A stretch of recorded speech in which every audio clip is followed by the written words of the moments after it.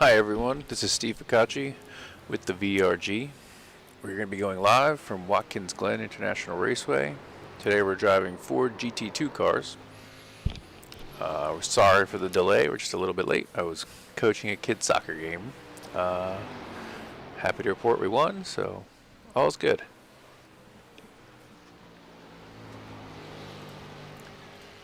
I'm going to apologize in advance. We had an update here with my overlay program, and I cannot seem to get them to work. So I'll have to keep you guys informed what's going on, just by telling you what the gaps are and things like that. I'm going to keep messing with it. Maybe we'll get it to go, but if not, we'll at least have the visuals. Right now we're looking at, we just switched. This is John Clerk. Behind him is Stefan Vap in the yellow car.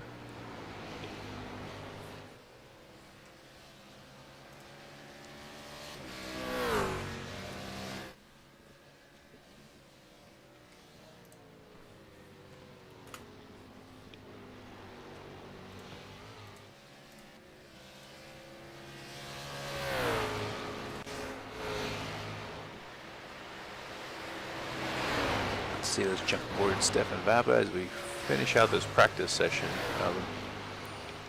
Let's see, about a minute left.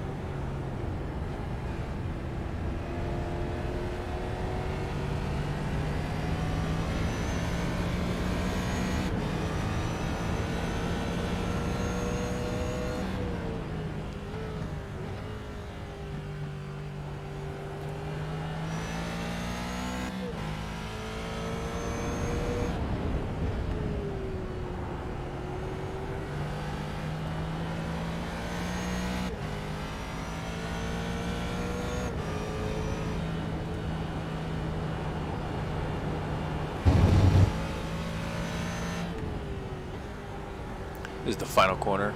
Oh, Stefan's going to pit in. And that's the end of the session. Qualifying is going to start here in a minute. This is a 15-minute session, which will be followed by a 30-minute race. Pretty sure on that one.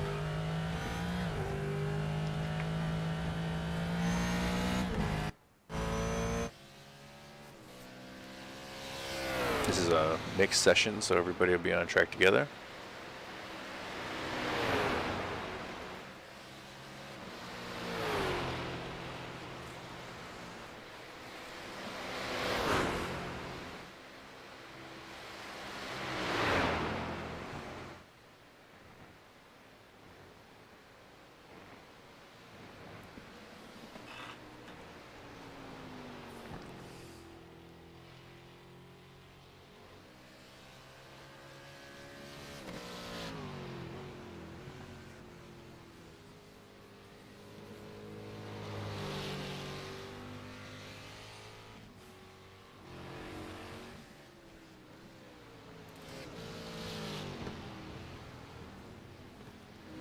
Here we have Mac McCormick in his white and green car.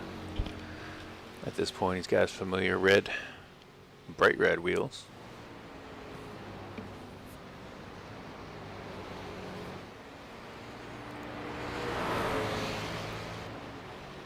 Quite a bit of elevation in the toe of the boot.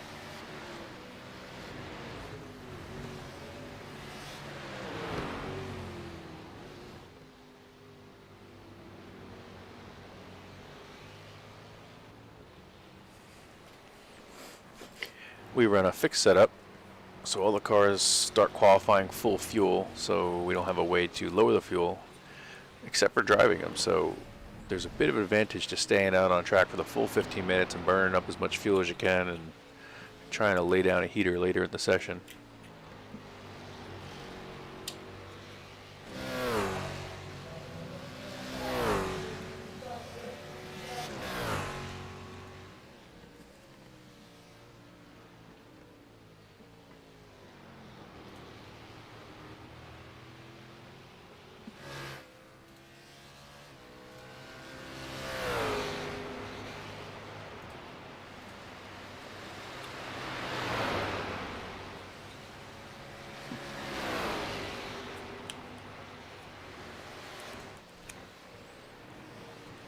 We have Carlos Bonds in the Speed Racer liveried car.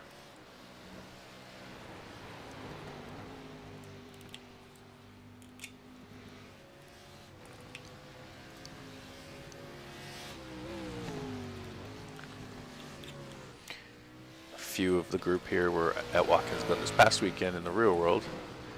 There was an event for the VRG, and I think they were mixed in with somebody else as well. I'm sure after the race they can let us know who that was.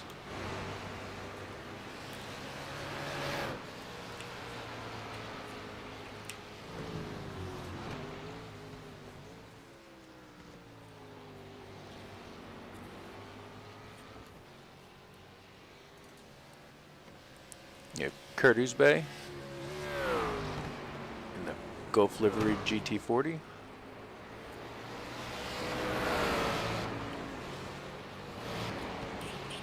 Probably one of the most iconic looking race cars around.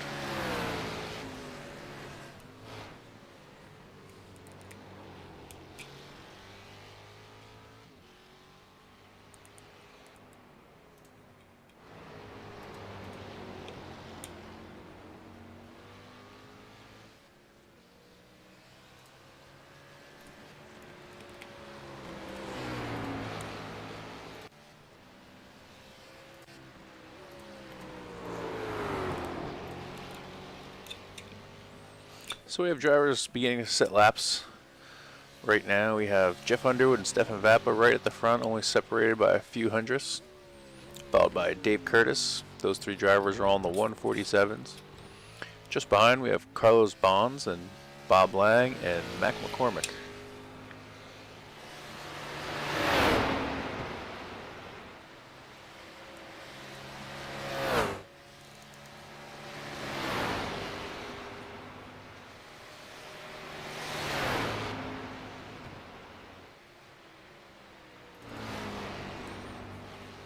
This is Kurt Ostrom.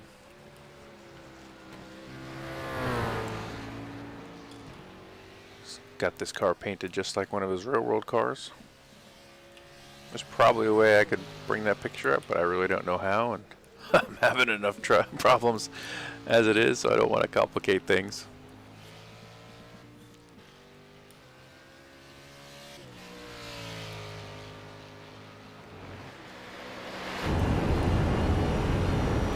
Right along Clark up the S's. Coming up on the bus stop, it's a bit tricky in this car. It's not a very pliable car, and it really doesn't handle bumps very well, so you're going to have to be on your toes coming through here.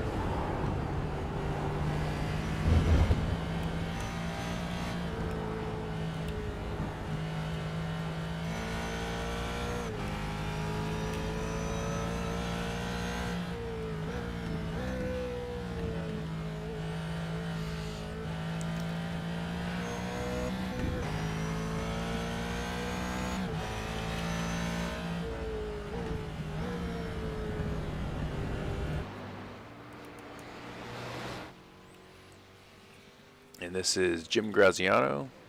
Looks like a Castro livery and Tag Heuer.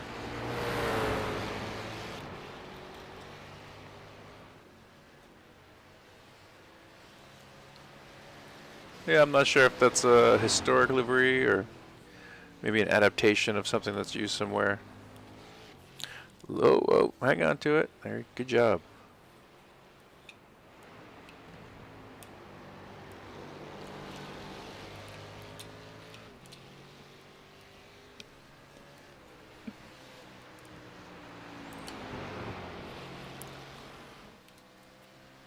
Right now we're about halfway through the session.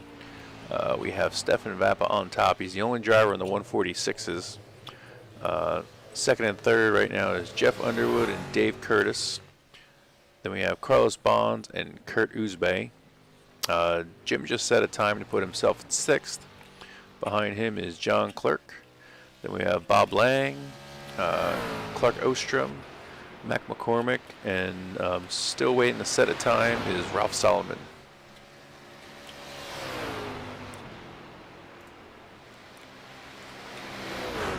Yeah, I really wish I could get these overlays to work for you guys. I didn't get a chance to test this before tonight, and there was an update, and it kind of set me off the wrong path.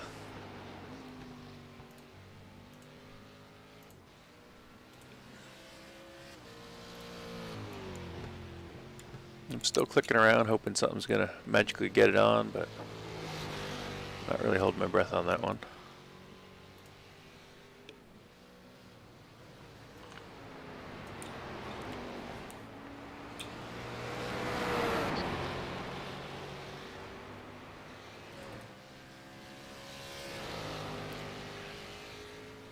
It's Dave Curtis. Looks like he's representing the VRG on that car. Wild green and purple look to it.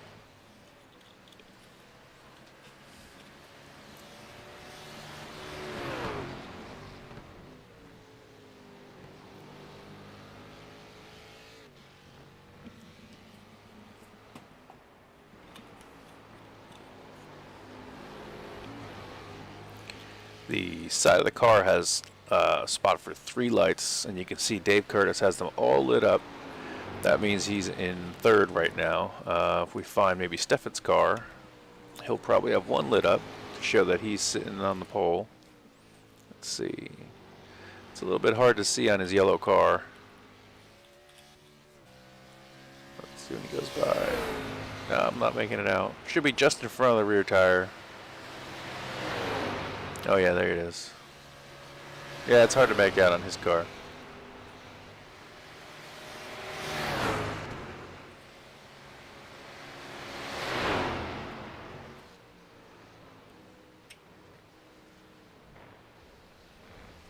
Stefan definitely using all the bus stop. That's the fast way to get through there.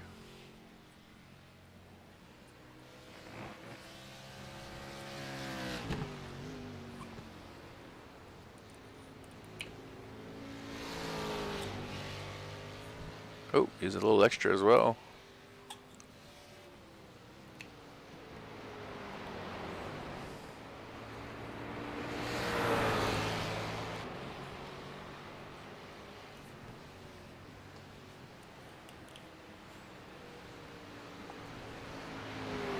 Oh, and he's off the gas. Let's jump on board with, this is Ralph Solomon. He's currently at a 150.3.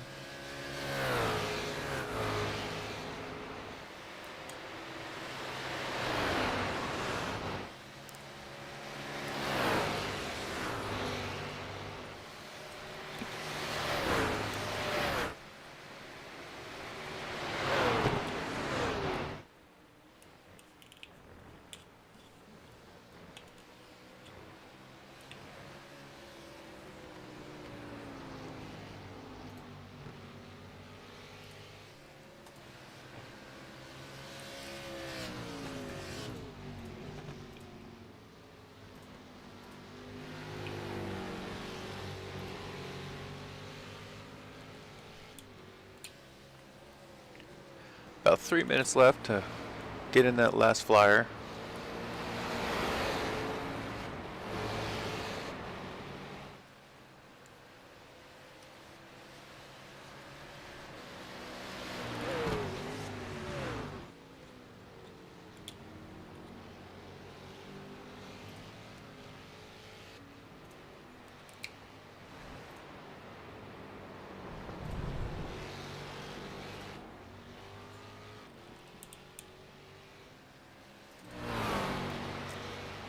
Bob Lang in the great looking Williams car.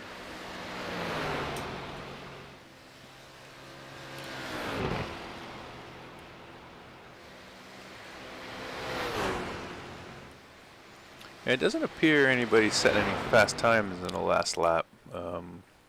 All my timing is red, which means it's a bit slower than they went last time.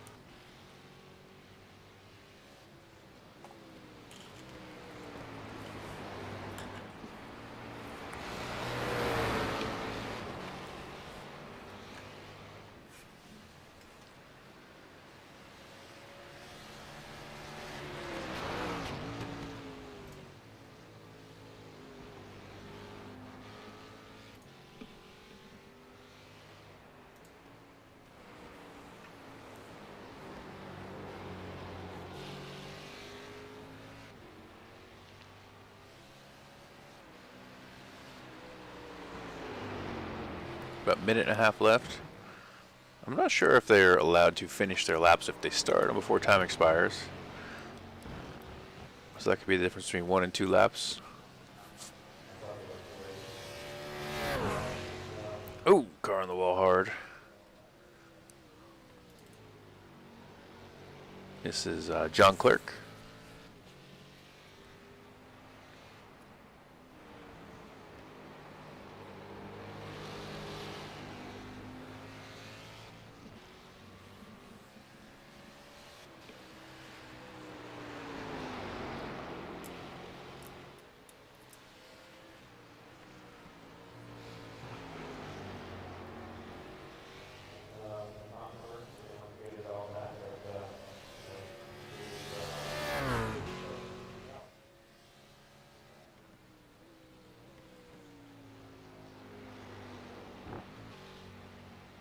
Oh, he's a bit wide. He's going to have to get back on the track there before the grass.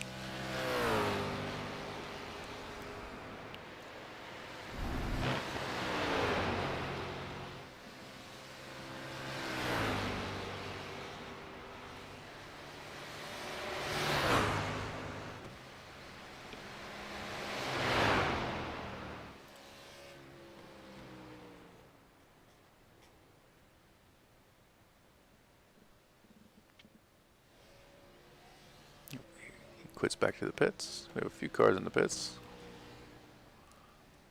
Let's see who's still trying for a fast lap.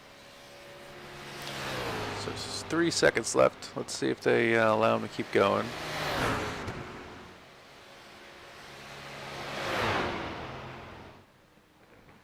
Ooh, Stefan taking a lot of curb. As you can see, the car bounces around when you do that. It takes a second for the car to regain what it was doing after you send it up in the air like that. Very stiffly sprung, it kind of gives itself a little bounce.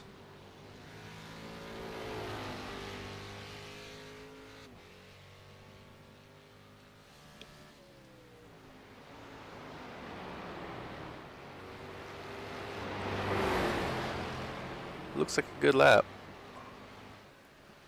Real quick, I'm going to bounce over to Jeff Underwood. I'm sure he's challenging for that pole as well. He's just behind Stefan on track, so Stefan will be coming through first.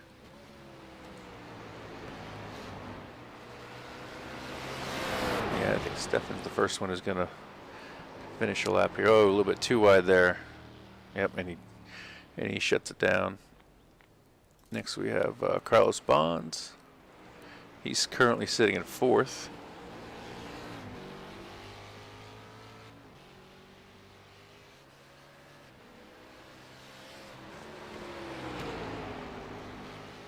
Oh, very close to the grass there.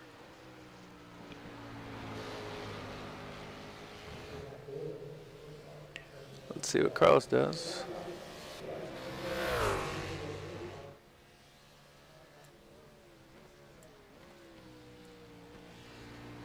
No, he does not improve. Oh, Jeff Underwood takes pole on the final lap. He bests Stefan by about 2/10.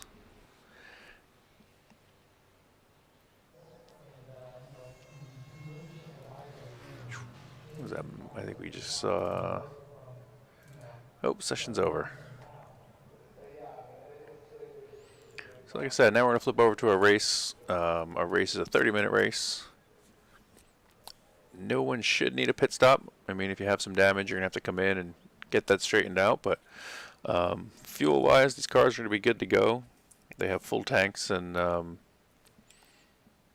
it should be a good race. Everybody's pretty familiar with this circuit. It's one we've done quite a bit. And as I said earlier, a lot of the real-world racers were there just this past weekend. Interested to hear how their weekend went. We'll ask them when we're done.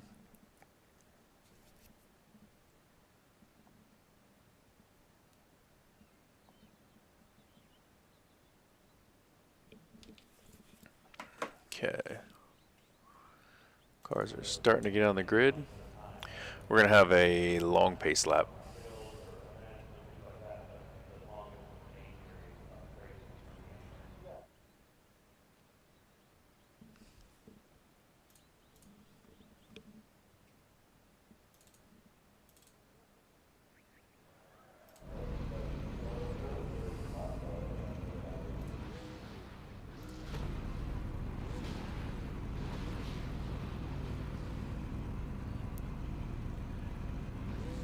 think that's our starter, the official starter of iRacing, Barney.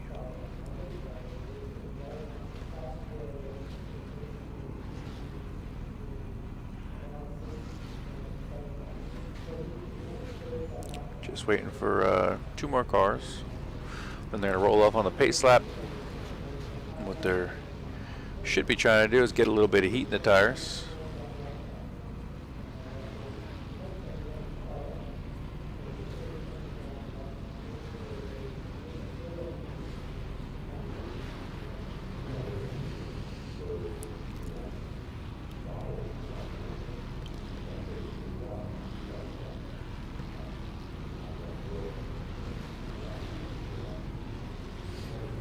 They have about 20 more seconds to join, and then we're going to roll off with or without them.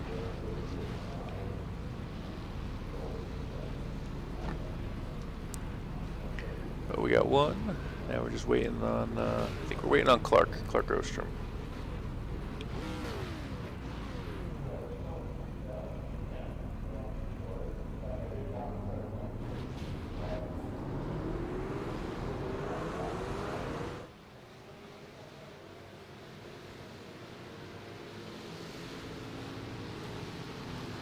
So we'll go through the field. Starting on pole is Jeff Underwood. Alongside him on the front row is Stefan Vap. Second row we have Dave Curtis and Carlos Bonds. Row 3 is Jim Graziano and Kurt Uzbey. Just behind them we have Mac McCormick. Oh, let's get a little closer. Mac McCormick, and I thought it was John Clerk. We're a little bit out of order right now. And then we have Ralph Solomon and Bob Lang. And it looks like Clark didn't make it to the grid tonight. Maybe he's looking for a pit lane start, which is something you can do. Something they do in Formula One sometimes.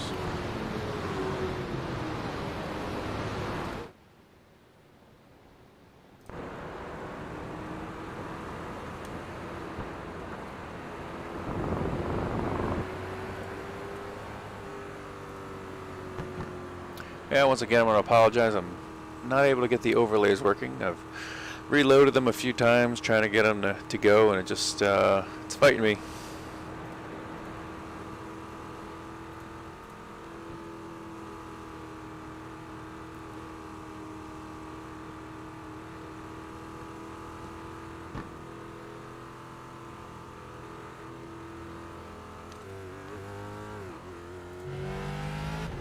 Riding along with Bob Lang as he sits shotgun on the whole field.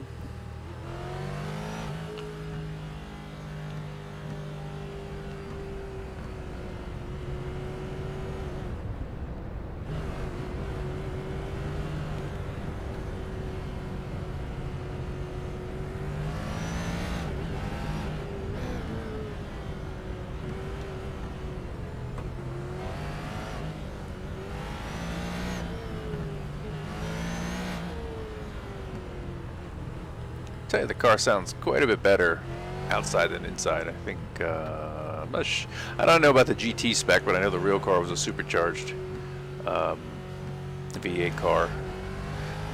Probably from the inside you're hearing some supercharged whine.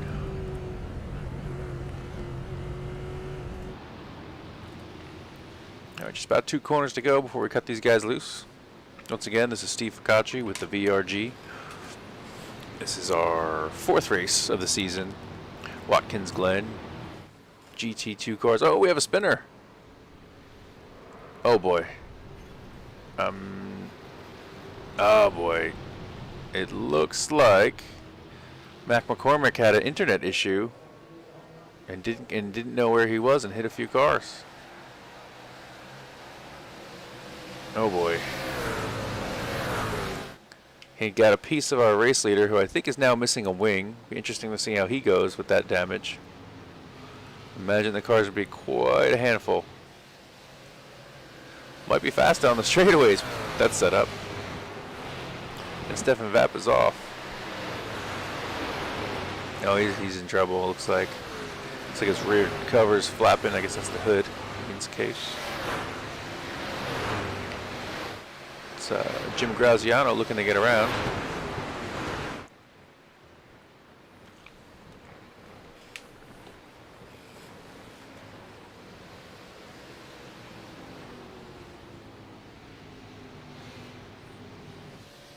Yeah, sometimes when we're racing virtually like this and everybody's, you know, possibly hundreds of miles away, continents away, not so much in our case, but hundreds of miles away, sometimes the connection can cause a bit of an issue. And, you know, if you live in an area maybe where you can't get great internet service, things like this can happen.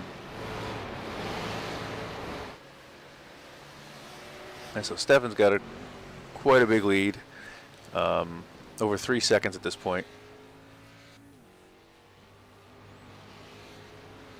We're going to go back to where there's some close racing, and it's Kurt Uzbey leading John Clerk and Ralph Solomon.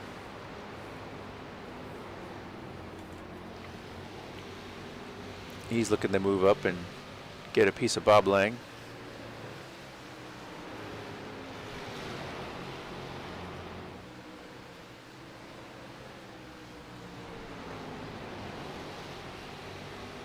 Oh, he's making the move down the front stretch. He's got the inside.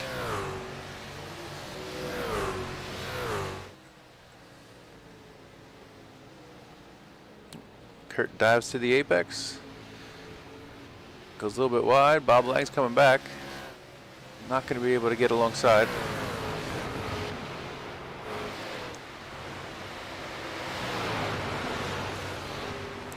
Jeff Underwood's still being hassled by Jim Graziano. Let's ride along with Jim Graziano for a minute.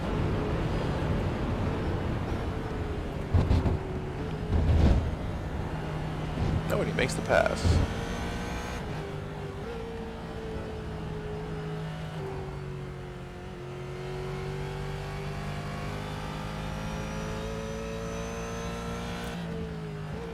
Some of the things to look for when you're damaged is a crooked steering wheel. I find that quite frustrating to deal with.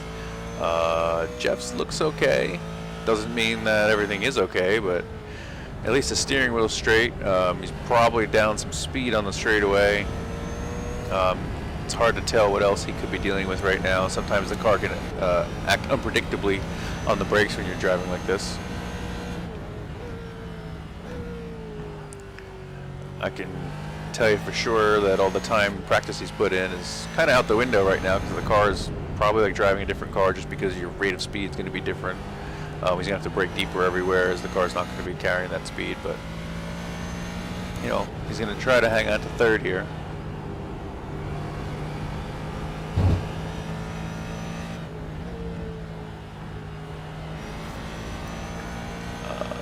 You know, watch out. He's got Kurt Uzbey coming behind him there in the Golf car.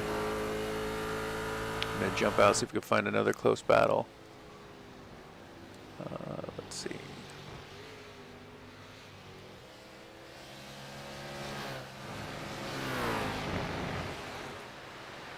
Actually, I think these are the closest cars on track right now.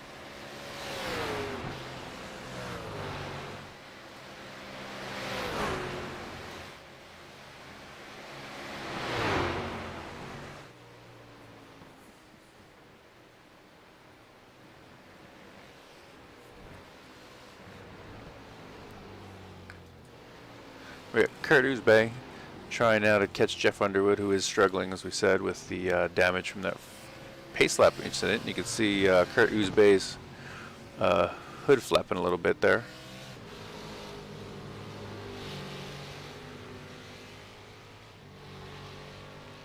Car's just over a second behind him.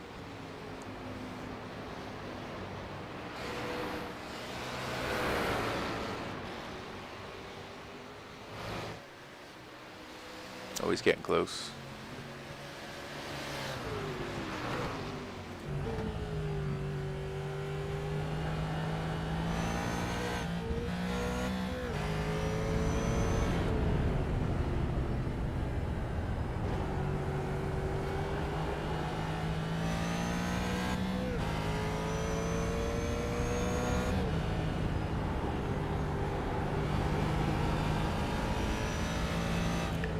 Jim Graziano hasn't pulled away very much from Jeff Underwood. Jeff's still within 2 seconds.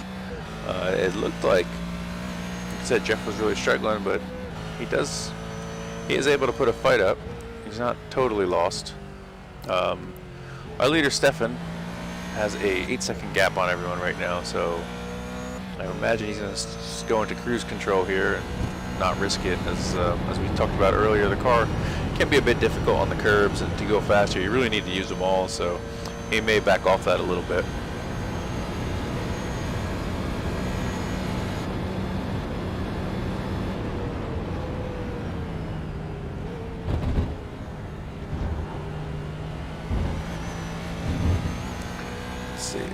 Battle back here.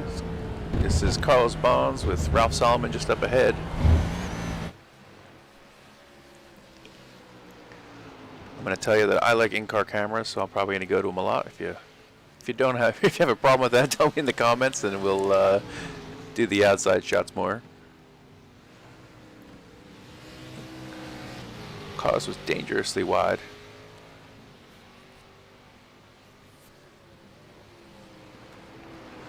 Whoa, Carlos. Looks like Carlos has a little bit of damage on the left rear. I think he may have gotten a piece of that pre-race shenanigans.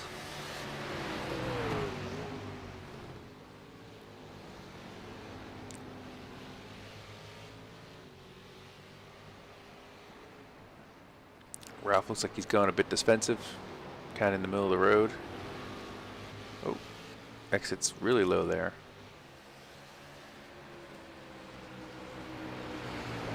You know, if you want to go faster, you're going to want to use all the road.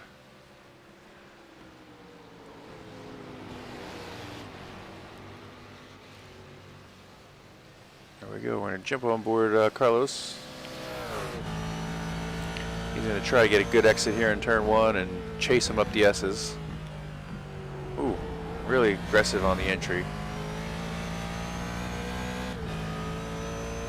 See if we can maybe get a draft off Ralph.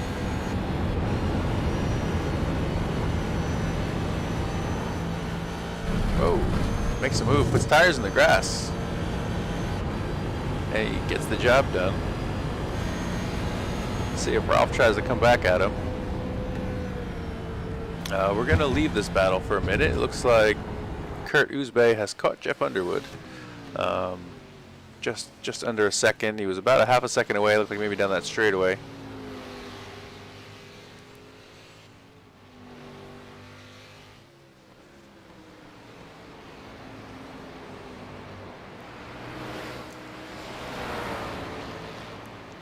If some of these gaps get a little bit bigger, we jump back. We'll go take a look and see what happened at the start. Like I said, it really looked like maybe one of the internet connections weren't great, and it's just something that happens when, like I said, when we're all racing at our own house.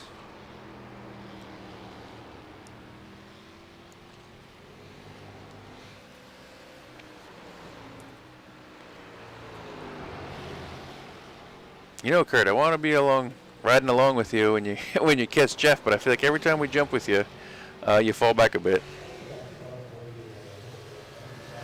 Maybe I feel like I'm almost out to get you.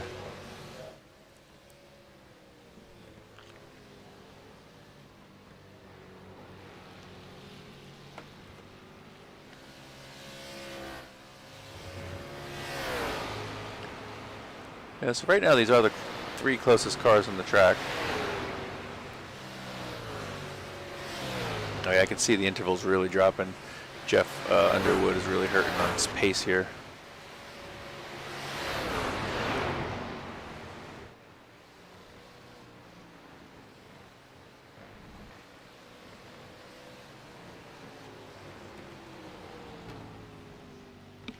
I think, you know, when Jeff first got that damage, he was struggling a bit to understand the car and, you know, see where the car could still go fast. And I think he's figuring it out because he's, I don't know, was maybe close to 3 seconds off of his qualifying time.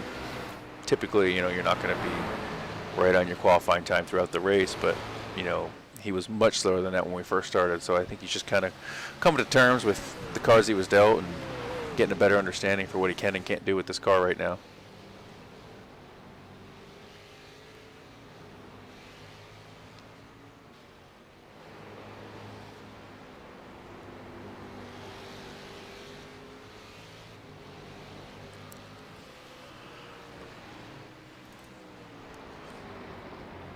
Got who's this? That's Bob Lang. We got that's Ralph Solomon with Dave Curtis just behind.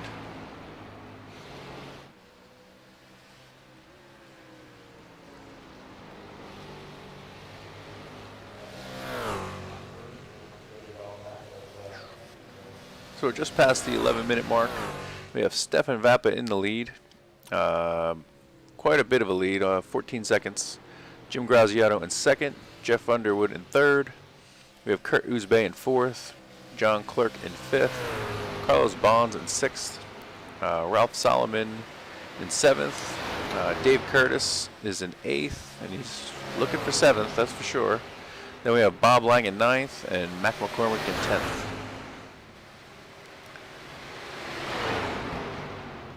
Dave backs out before the bus stop. It's a very it narrows up real quick. It's very hard to go through there too wide. It is possible, but you definitely risk making some contact when you do that.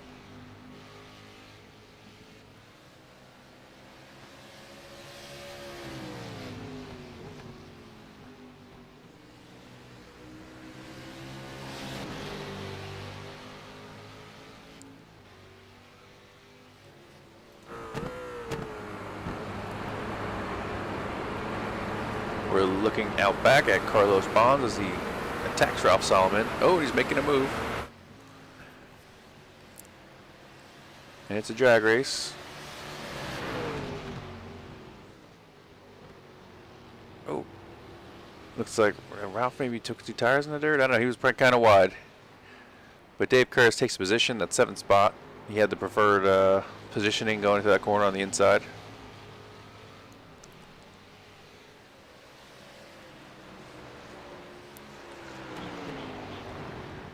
Right along with our leader. There's Stefan. Heading up towards the bus stop, hard on the brakes. Now he's still leaning on it. His best lap was a 1:47.02, which was only a few tenths off qualifying, so he's still pushing it. Right now he's got nearly a 17-second gap.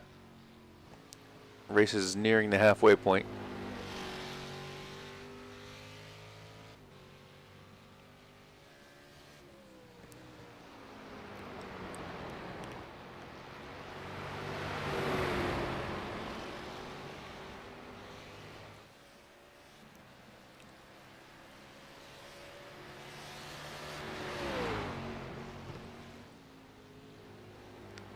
I'm going to jump back to Kurt Uzbey, who is behind Jeff Underwood and has John Clerk behind him.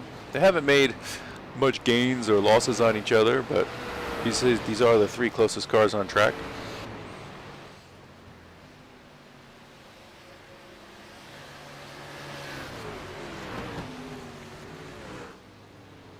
If there's anybody at home who leaves a message, I can give a shout out to your favorite driver. If there's anybody you want us to follow, happy to do that.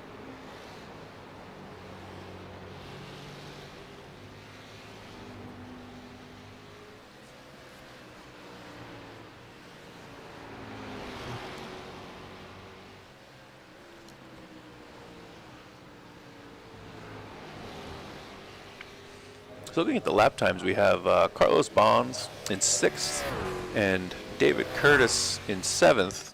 Those 2 cars are setting the fastest times aside from Stefan Vap, so they should make some gains on the cars in front and provide us with some excitement.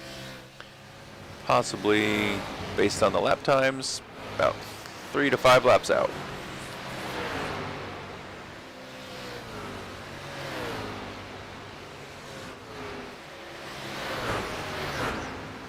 There's just a huge speed differential between Jeff and Kurt at this point.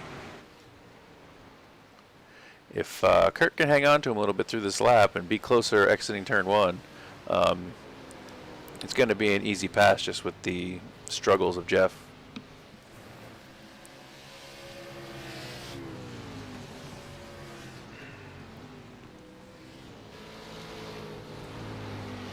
And once again, I'm going to apologize for the no overlays. Just can't seem to get these things to work. I had a problem last time too, and I was eventually able to get it to reload, but it just it's not cooperating tonight.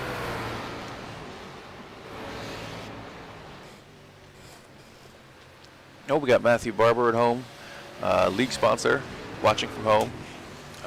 Would have been nice to have him join us tonight. As always, next week. Speaking of next week, I'm going to see if I can bring up the schedule and see what that looks like. Well, I'm going to tell you what the schedule is. I can't bring it up. Let's see. So next week we're going to be at Daytona International. It's actually, the layout is called Daytona Continental. I am not sure what that is. Daytona Continental. Huh. Or maybe that's just what we're calling the race. I'm not sure, but next week we'll be at Daytona. And we usually put a pretty good show on there. Infield's pretty technical, but the big track is fast and allows for some drafting. It's a fun race. It'll be good in these cars, I feel.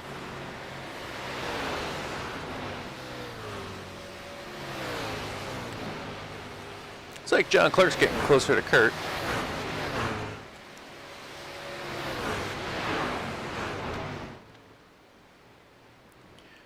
And we still have Carlos Bonds and Dave Curtis still, like I said, a bit faster than these cars that we're watching, so it will all come to a head here in a few minutes.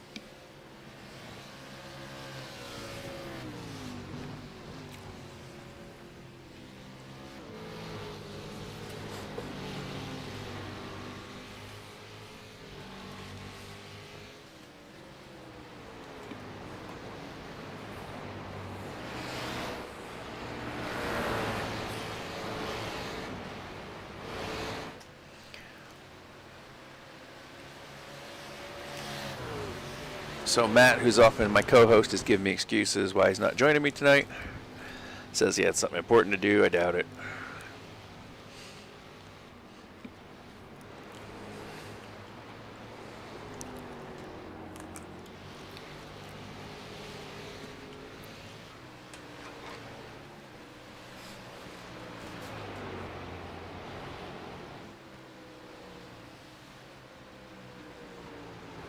Stefan Vap has dipped into the 146s, so fastest car on track. But not far off is Dave Curtis, who is in 7th. About 12 minutes left in this race, and I think based on his pace, he can get these few cars. You can see him starting to lurk there in the back.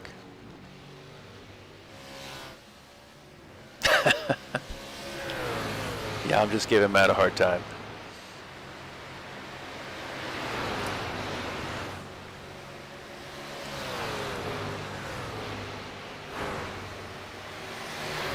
Here we go. This is going to be a battle in a bit.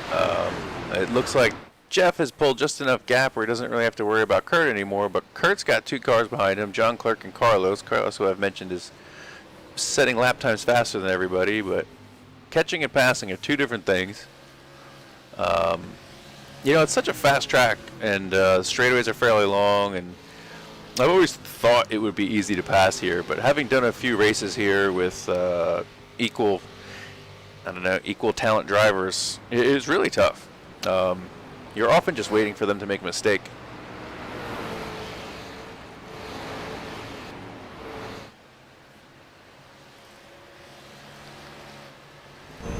Jumping in Carlos's car. He's following John Clark in the black car.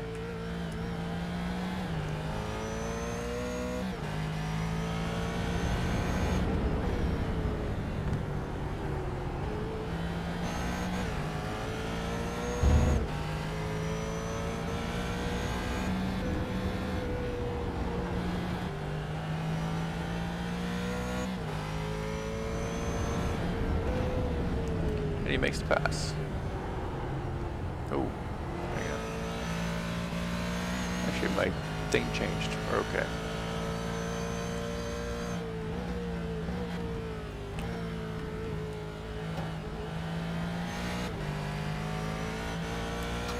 But it looks like John Clark made a great run. He's going to be all over Kurt when they get to the end of the straightaway. I'm going to jump in Kurt's gearbox and see what this looks like.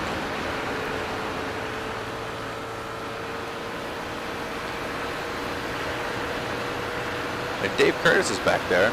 So depending on how fast those guys get through, they got 9 minutes to try and run down Jeff Underwood, who's pulled a 3-second gap on Kurt here.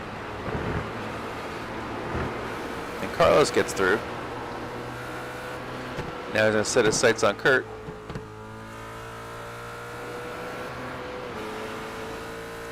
Looks like John Clark went up the track, and Dave Curtis got through.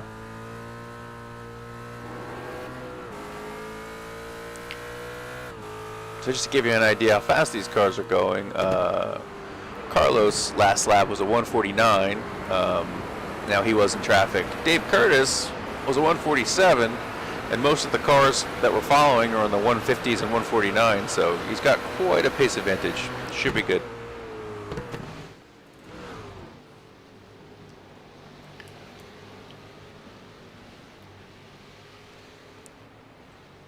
Don't want to pull away from this, but right now we have Stefan Vap out in the lead. He's got a 27-second lead over Jim Graziano, who's in second. Jeff Underwood in third, and the blue Gulf livery car is Kurt Uzbey. That's fourth place. Speed Racer, Carlos Bonds is in fifth. And then we have Dave Curtis in sixth. Oh, and that car trailing behind there, that's John Clark. Oh, 3 wide into turn 1. Oh! And Dave Curtis loses it. Oh, he's not going to have time to make up that now. We'll get back to Carlos Bonds, who's still hounding Kurt.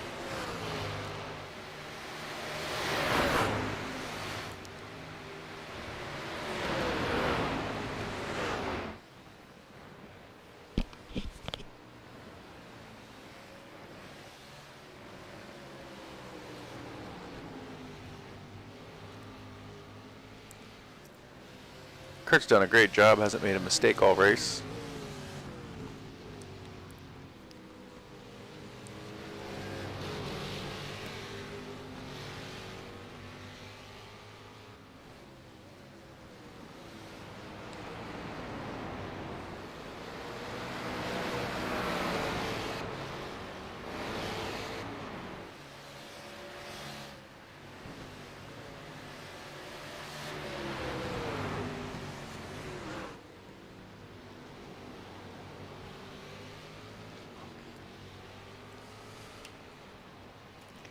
Oh, and he dives down low. Tough corner to make a pass. Kurt gives him a bit of room, make it easy.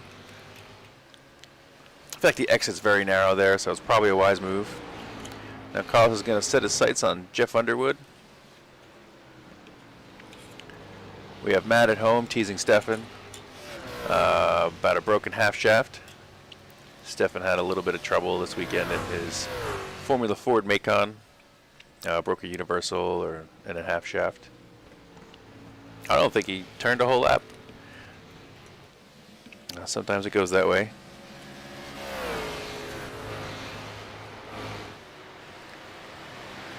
So Jeff Underwood is 4.5 seconds in front of Carlos right now, but just in that straightaway alone, it's now under 4 seconds, close to 3.5 seconds. So, you know, he's down just on that straightaway alone a second. I mean, he's turning high 149s, and we know he's got 146s. So his car is, you know, roughly 2 to 3 seconds slower than it should be. It's about 5 minutes left in this race. Carlos Bonds, as I said, has a pace advantage. Should be able to run him down, but it's going to be exciting to watch.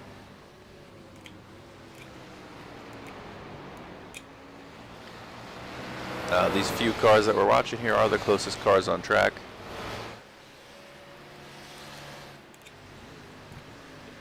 I'm going to jump aboard Jeff's car for a minute here. Let's see what we have here. Blimp. This is our Treacle Insurance blimp. Yeah, Jeff's done a great job despite the damage on the pace lap, which wasn't his doing.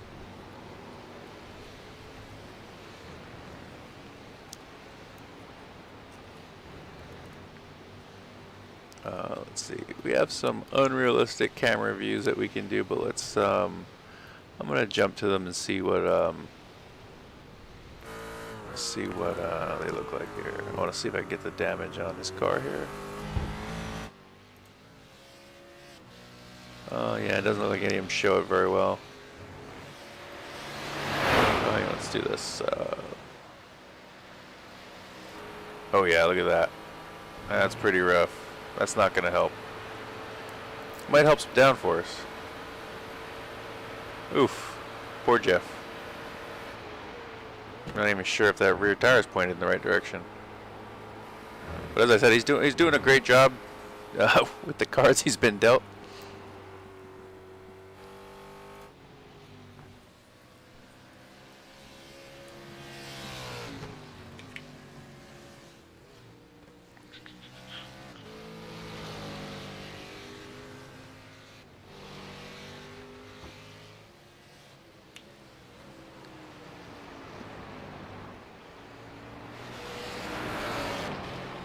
You can see those 3 orange lights on the side of Jeff's cars denoting he's in 3rd place. About 3 minutes left. We're going to go through the field quickly. Stefan Vap out front. He's got a 33-second lead. Still putting down fast laps. He ran a 146.8. Not the best lap of the race, but not far off either. So he's still pushing really hard. 2nd place, we have Jim Graziano. Doing well. He is about 10 seconds in front of Jeff Underwood, who we were following a bit ago. I think it might be a little bit too late for Carlos Bonds to pressure him for that last podium spot. Then in 5th place, we have John Clerk. Car looks pretty clean. He's had a fairly uneventful day. Then we have Dave Curtis, who was really charging through the field due to that unfortunate spin in turn 1. Here we have Ralph Solomon, 7th place. 8th place, we have Bob Lang. 9th place, we have Kurt Uzbay. Oh, what happened to Kurt? He was doing well. Let's see. Oh, it says Kurt Uzbay crashed. Let's jump to that replay, see what happened. Oh, there it is. Yeah, very easy. Looks like he got tires on the outside grass there. That's the 3rd to final corner. Let's back it up a tiny bit.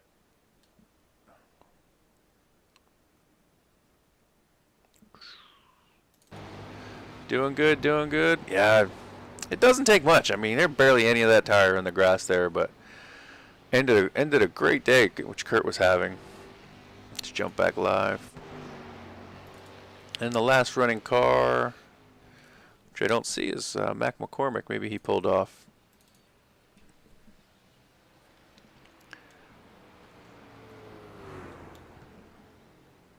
Let's see here. So Stefan Vap is probably on his final lap, depending on how fast he finishes this. No real close cars on the track right now, so we're gonna follow Stefan through to the finish. And he's still pushing hard, still turning 146 lap times.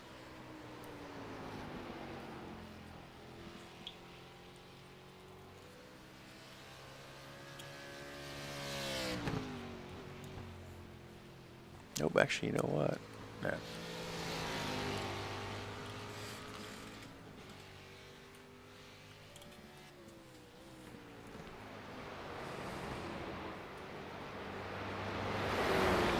Yep, Stefan Vap had a picture-perfect day today. Was just off pole, and I think he led every single. Actually, I know he led every single lap and set several fast laps along the way. Roughly a 40-second gap to 2nd place. He's done a great job. Must have been that lap he got in this weekend at the Real World Circuit.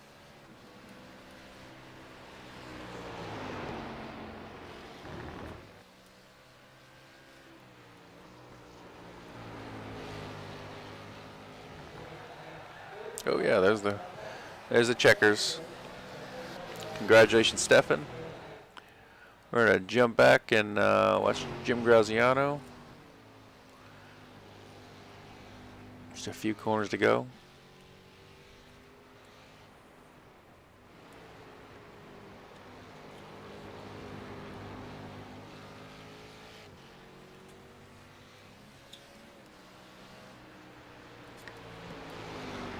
Congrats, Jim, on your second place.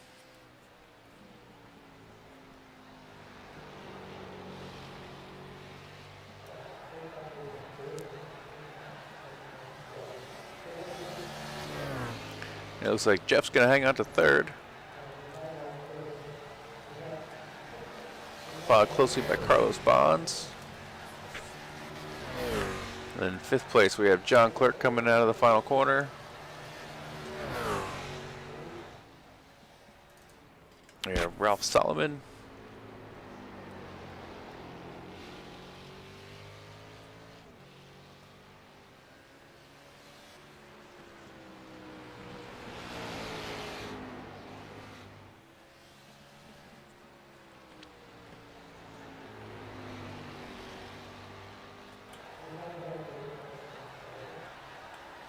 This is for sixth place.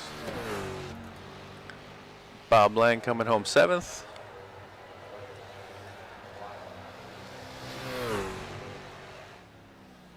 And our last car on the lead lap is Dave Curtis. Not sure what happened to Dave. Not sure if he didn't realize that there was another lap. Might have took a celebratory slide.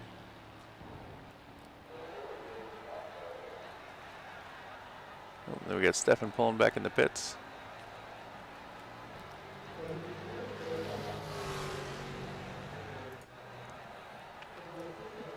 All right, so we're gonna grab our drivers, get them in the booth, and do a few interviews. We'll be back in a minute.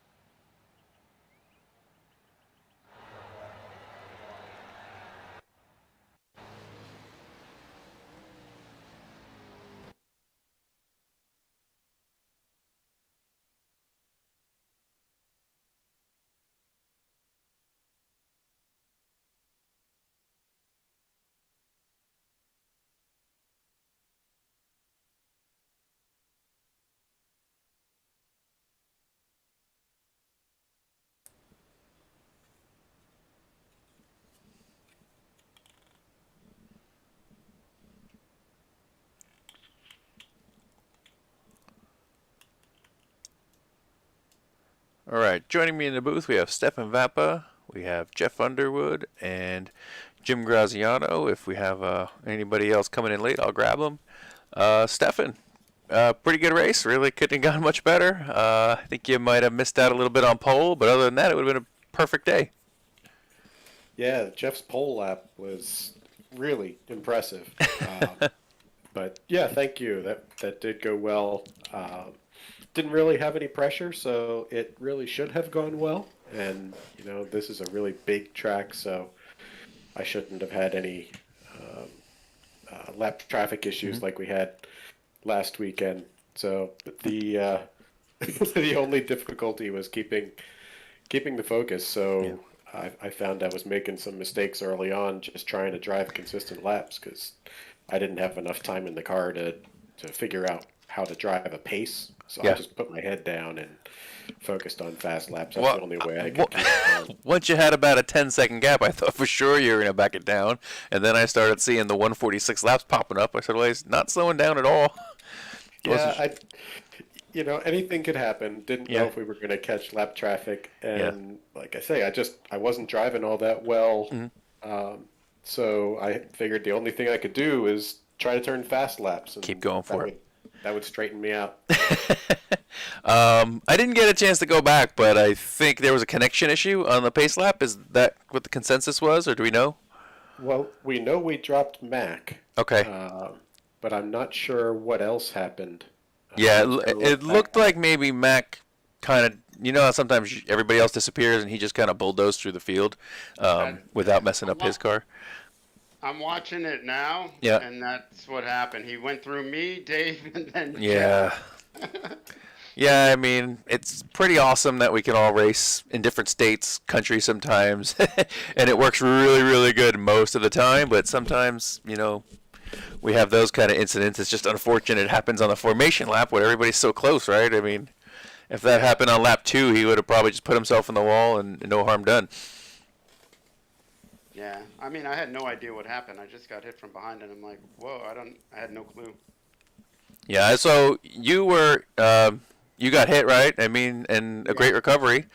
Second place. Yeah, I spun out, and then I somehow got back to where my starting spot was. Well, one better, right? Yeah, one better, yeah. Again, I mean, I remember your car was backed into the wall, right? Before the final corner. So I thought for sure you were done, and I guess we got fortunate because I know sometimes when those things happen, cars start getting black flagged, right? Because you're passing guys that you shouldn't be. But I guess it worked out okay for everybody. I didn't notice anybody serving a black flag. No, I didn't hear anybody say that either. No. Yeah, I really would have put money that your race was over based on being in the wall, and second place is awesome. Yeah, no, I got lucky. And then, I got going, and I didn't know how damaged I was. But I was watching Jeff's back was flapping up and down, and I'm like, ooh, that's not good. So Jeff definitely got the worst of it, but your car, I mean, appeared okay. Yeah, no, and it drove okay. My lap times were about what it would have been. So. Yeah, well, congratulations. Jeff, sorry. But I mean, I was really impressed. When the cars were behind you, they probably made up a second from turn 1 to the bus stop, maybe more. So for you to hang on to third is pretty incredible. It was a good bit of effort, I'll say that. Yeah. My race pace was on average 2.5 seconds to 3 seconds per lap. Yeah. Down from where it needed to be, and I was getting killed from basically I could go into turn 1 up six hundredths and be down 1/10 by turn 2. Yeah. It just, and then it only got worse. And, I had to figure out new shift points and new braking points, and just, it took probably about 3 laps to get all that sorted out to where I was, maximizing what was left of the car. But, we talked about that on the broadcast, that the first probably 2 laps you really struggled, and I thought it was over, and then you kind of figured the car out, and you came up to pace, and it really, you settled down. I think you caught a little break because Carlos and Dave Curtis were really fast, especially Dave Curtis. Dave Curtis was he turned to 146 during the race, so I mean he definitely had pace. And then when the cars all kind of bunched up behind you, I think there was Kurt, there was John Clerk. They went 3 wide into turn 1, and he was on the bottom and spun out. So I think that kind of gave everybody a breather because he was really fast. Yeah, I was kind of keeping an eye on all that behind me and looking at everybody's lap time and looking at the intervals and just, Yeah. Honestly, my only chance was to put my head down and go as hard as I could for the whole race and not make any mistakes. So that's what I tried to do. Yeah, I was a little disappointed, hoping, you could challenge Stefan up front. But it actually worked out because, you were a bit of I don't want to say you were a roadblock, but you were the slow, kind of steady car, and the guys behind you were chasing you, and it was all bunching up, and it was going to be great. And then, like I said, we had that spin, and it just kind of spread out, and that was it. But, it was building up to be something, and it just kind of never happened. But it goes that way sometimes. Yeah, I tell you, I'm really bummed because I was looking forward to having a good scrap with Stefan because I think our pace was really close, and if we'd have got a good start, then we might have had a pretty good amount of fun there. But coulda, shoulda, woulda. Yeah. Well, I got you guys here. Stefan, you were at Watkins Glen. You probably don't want to talk about it. Do you want to talk about it? The amount of time that I was actually there and on track amounts to basically nothing. I said your half a lap probably paid off. half a pace lap is all I got. It was really unlucky and it was really lucky at the same time. Mm-hmm. I had a mechanical failure at a U-joint that failed. Yeah. So left side U-joint, and that meant that the left axle was swinging around free, but it didn't do a great deal of damage. Yeah. Basically, it bent the shock, banged up the spring, and kind of dented the link on the top of the suspension. It didn't, even though it got wrapped up in the brake line, it didn't tear the brake line, which is really impressive. But when I heard it banging around back there, I jumped into the grass on the inside and tried to lock up the brakes. But this was in the laces of the boot. And the problem was, of course, that when you lock up the brakes, you have no steering. Yeah. So I had to keep unlocking them to keep control of the car. But I didn't want that axle swinging around. Anyway, it did surprisingly little damage. It was the end of the weekend for me because I don't have a spare axle. But I did have to think back and realize that the last time that car was driven in anger was the downhill at Lime Rock. Yeah, no, you got lucky. I mean, another lap they would have pulled the green, and who knows where you would have been, right? Yeah, and if it had broken a lap earlier, the last corner that I drove in anger is probably one of the biggest risk corners we have in our entire season. Yeah, high speed, high G, and there's nothing to go to but wall, and after the wall there's a creek. So I'm thankful and disappointed at the same time. Yeah. So yeah. I just want you to know that your friend Matt Barber posted on YouTube when you had a 25-second lead. Don't break a half shaft, Stefan. Yeah, that's a friend, all right. He thinks he sponsors the league. He can say whatever he wants. Winners have feelings too, It felt better having some good laps here tonight. Not that it really makes up for it, but yeah.